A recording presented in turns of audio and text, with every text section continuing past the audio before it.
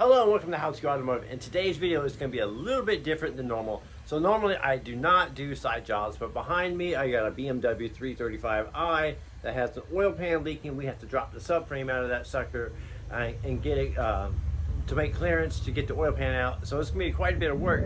The reason why I'm doing this side job is I want to propose to my girlfriend and I need some money. So I'm about to pull the car here into the carport here. I got to deal with a little bit of a low life situation here. This car is really low to the ground, so I got to put some wood on here to make clearance for the floor jacks and jack stands to get under there. So it's a little bit of a pain in the butt. The other complication I'm dealing with today is it's about 100 degrees today. So I got my little fan here, and inside my little shop here, I'll take the inside here, I have a window AC unit. It actually makes it pretty cool in this room. As you can see, my shop is a mess, complete mess. These are new tools from Milwaukee, new sets of pack out impact sockets, metric and standard, and they're 3/8 drive and 1/2 drive. And then here's a really cool tool that may make its debut in this video as well. These are the brand new Generation 2 stubby impacts here. I'm currently in the process of making a video all about those, and some of the footage from this repair will be in that video, so be on the lookout for that video. These put out 550 foot-pounds of torque, and this is the Generation 1 stubby impact that I've used the daylight out of. As you can see, it is pretty worn out. I use it on every day at the shop, and I brought it home to make it to make this video. And that one only puts out around 250 foot-pounds of torque. This one puts out 550 foot-pounds of torque, so a little bit more than double on the new generation stubbies, the 3/8 and the 1/2 drive. Both of them are the same. So this is how I deal with the not being able to get a jack under there. Is I put a couple of 2x4s, and see how I got one sticking out. So this tire will roll up onto the first 2x4, and then it'll roll up onto the second 2x4, and then I'll park it right on the top, and that'll give me an extra couple of inches of clearance to get a floor jack under there to jack the vehicle up, to get it up on some jack stands. So as you can see, it works out perfect. Now I have plenty of clearance to get my jack under there and jack the vehicle up. So now you can see I got it up off the ground on jack stands on all four corners. So one of the things I need to do is I need to put an engine brace that goes across over here and support this engine while I take the frame out from the bottom to do the oil pan. So to do that, I need to go down to my shop and pick it up. So you guys can come with me. I'm gonna head over to the shop, grab that real quick, and then I'll show you how I hook that up. So here I'm at the new shop here, my toolbox behind me. What I came to get is this engine brace. I forget, they have a technical name for it, but it goes from one side of the car to the other side, and you can tie the engine up to it and hold everything in place. I'll show you a few things I'm working on. I did my first complete engine swap on this 6.7 here. This is a Freightliner M2 series truck here. I would show you the whole truck, but the company names are on there and stuff. But this is the engine I swapped out this week. Everything's going pretty good with it so far. Fired it off yesterday, got the hood back on, got it all back together. And Monday I will be doing test drives, and then make sure everything's good to go, do the bill, and get ready to send it home. All right, we're back from the shop, and we got the engine brace from the shop. So now we're just going to rig this up where it's supporting the engine, and then we're going to drop that frame out from the bottom. All right, it's a little unorthodox, but I got the engine supported right here by the oil filter housing strapped to the engine brace here, so it's going to hold it just fine. The transmission will still be bolted up. Everything is going to be bolted up. We're not going to undo anything. We're just going to take the frame down. Now we're going to get underneath and take the covers off. Another thing I do before I do any major repair is I will read or pull codes on the vehicle. That way I know if there's a check engine light on after I'm done, I know it's related to what I did. Or if the check engine light was on prior, I'll have documentation of the codes, and while I'm in there I can possibly look for those codes or fix that problem. So I'm going to bust out the Milwaukee 3/8 drive impact sockets here, get them out of the package, and then we're going to use the stubby Generation 2 for the first time. So check this out. Put this bad boy to work here. 8mm sockets. variable trigger, really soft. Spin those bad boys out.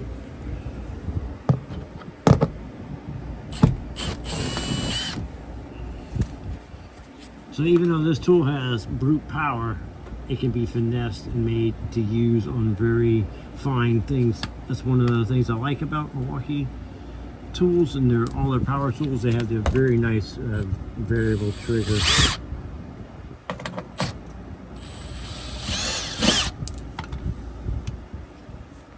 Got the engine covers off now. I'm gonna get the engine draining, get that oil out, and then I'll start removing these cross bracings here.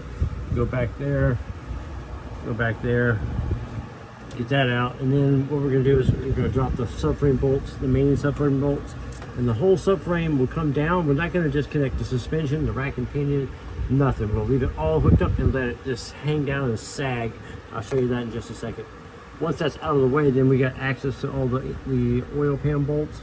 They go along the perimeter, and then we can drop the pan out the back and slide it out the back.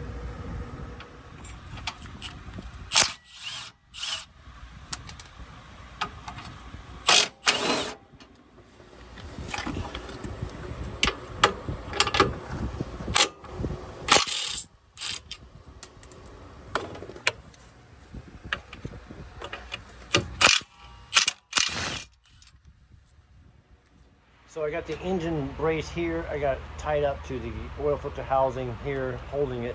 But I'm not 100% confident in the strap. The strap is a little bit on the thin side, but it is rated for a couple 100 pounds. And it's not 100% supporting the engine because the transmission is still bolted to it and the transmission is still mounted. So that's carrying a lot of the weight of the engine. But just in case, before I drop the subframe, I got the floor jack here on the bottom of the oil pan. I'm using a block of wood to spread the load up. I'm gonna go ahead and drop the subframe bolts down and drop the frame down, and then slowly let the jack down, and just to have that there for extra support while I determine if it's strong enough. If not, I'll have to do something different. So the subframe's just held on, like right here, it's the control arm. There's looks like about 18mm head bolt there. There's gonna be one about here, about midway behind the other control arm, and then at the back right here, there's gonna be another 18. We're gonna do that on both sides, remove those. And like I said, we're gonna leave everything, all the suspension parts, all hooked up to it, and just let this frame come down. And once it comes down, it should, looks like I might also have to take out this bolt here, this cross member from above. So I'll take that one out too. So this frame should come down and everything just hang and kind of float, hanging by the suspension parts. And you'll see what I'm talking about in just a second.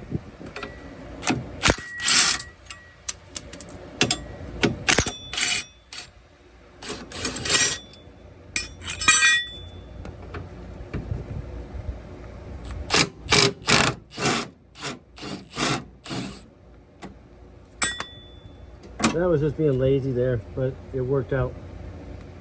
This right here is why this tool is so valuable. In normal cases with a regular mid torque or high torque, I would have to use an extension to get to that bolt up there, but because it's so small and stubby, I could fit it right in around in that tight spot, and with 550 foot-pounds of torque, no problem removing bolts like this. This is a subframe bolt. Also, when you go to take the subframe out, you need to take the motor mount bolts out. A couple of them there and there. And then on this side here, there's one there and there. So you'll take the bolts out there, there. And then you can take the main bolts out, the 3 main bolts, and then the subframe will drop down. So now, we're going to work on getting these subframe bolts out. There we go.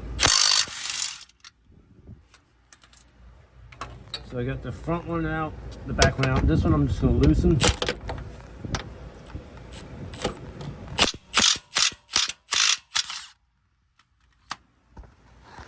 So I just took the front one out, back one out, or vice versa. And now this one here in the middle is loose. The frame is already loose a little bit. Like I said, I'm going to leave everything else attached. Now I'm going to do the same thing on this side. I'm going to remove the front bolt the back bolt and just loosen the other bolt, and then I'm probably going to get another floor jack and put it right here on the subframe, and then take the bolts out completely and then lower the frame down until it's fully sagging. So I got the subframe loose, so you can see I can wiggle it around. You can see the suspension parts moving, everything moving. I didn't realize that this one here, these coolant pipes are attached, so they're attached right here on top of the frame. So I'm going to go ahead and remove the screws here and here. That'll get the pressure off. So meanwhile, I'm going to put something under here to push it up a little bit to keep because it's literally on the hoses here. So that's something I didn't realize I had to accomplish or deal with. So also the sway bar link in, if I drop the sway bar link ins, either I drop the frame here bolt or drop the link in, I can get another 3 or 4 inches of droop out of this frame, and that'll allow me to get up in there and get that oil pan out. The other thing I'm gonna have to deal with is it has some of these, I believe these are transmission cooler lines or some type of cooler lines go into something here. I'll have to unbolt that and get it off. And it also looks like possibly the power steering is mounted to the oil pan on this model here. Did not realize that either, so we're gonna have to deal with that too. So on the top side here, I popped the belt off, so ratchet the tensioner over underneath, slip the belt off, and now I'm going to take the pulley off, take the bolt out here, there's a bolt back here, and there's a bolt further up here I need to get to. That's why I'm taking the pulley off to make it easier. And then we're just going to take the power steering pump and set it down here on the frame, and that'll give us access to the oil pan. As you can see, the power steering pump is bolted to the oil pan. So like I said, it's like 100 degrees today, and I've taken like 20 breaks so far. This is taking super long, but I got to get it done because, like I said, I need that money. Another advantage for adding the stubby to your collection is, say if you're doing a job like this while I'm working on my back and I'm working over my head like this to remove fasteners, it's really nice to have that light tool to be able to lift it up and not have to strain your shoulders or anything like that. So it makes life a lot easier to get to these fasteners like this. So I'm about to drop the jack stand from underneath the pan, and I decided for extra protection, I added a second strap to it. The strap was a little on the thin side, so I decided to double it up. So now I feel confident. I'm gonna go ahead and drop this jack and get this out of the way, which I've already let the tension off of it. So I'm just gonna go ahead and lower it down, get it out of the way, and I'll use this later to jack the frame back up. So at the beginning of the video, I mentioned that I don't normally do side jobs, but I need to do this job to make some extra money for that waiting proposal. Anyways, the reason why I don't like to do side jobs is this exact reason right here. So this job just turned into a major ordeal. Come with me and I'll show you what I'm talking about. So I'm underneath the car. Here's the back of the engine, where it's the transmission, the back of the oil pan. And as you can see, the coolant here. I'll see if I can get up in here and get the camera up right there. But that's looking in through the side at the turbo. This is the intercooler. You can see the coolant leak coming from the turbo itself. So the turbo is buried in there. So if I can come around this side. So here's the down pipes. All that will have to be removed to get to it. Let's see if I can get up here and see. But you can see the coolant leaking down. All right, and here's the oil pan. So it's leaking here at the back of the oil pan. Right here, but not super bad. Also, some of this oil actually, if you look right there, I'll zoom in on it real quick. That is the oil return line, and it's leaking right there and leaking down, and that could run down the valve or down the oil pan and run to the back here and drip off and make it look like the oil pan is leaking. So it might not even be the oil pan leaking. It could just be that turbo line which is leaking, which is up higher. You can kind of see it there. All right, and then let's see. And then this is the return line for the other turbo. And let's see if I can get up here. But you can almost see the coolant leak up there, up higher. So all this has to come out. So I'm not even 100% sure if the oil pan is leaking. The oil pan may be dry, and it's the actual oil, the turbo is doing it. So with that, I'm going to end the video there. I'd like to thank you guys for hanging out with me. Maybe this will help you guys decide whether to do side jobs or to pass on side jobs in the future. I'm Brian Eslick from How to Automotive. I'd like to thank you guys for watching and encourage you to subscribe.